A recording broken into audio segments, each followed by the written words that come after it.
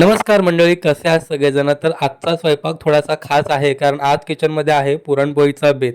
तर इकडे चार्वीच्या आजीचा हट्ट होता की आज आपण चार्वीला पुरण चारूया, पण चार्वीचं सगळं लक्ष मात्र त्या तळलेल्या कुरडईमध्येच होतं. खाते बघा कशी लबाड कुरुम कुरुम.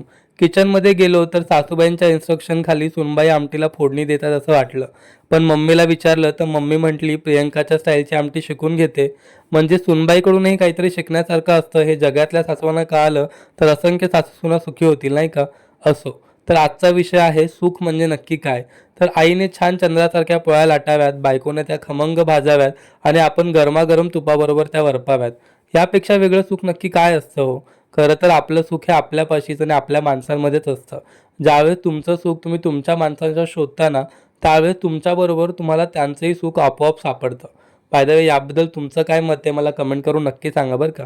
चला आता भेटूया उद्या. Bye bye.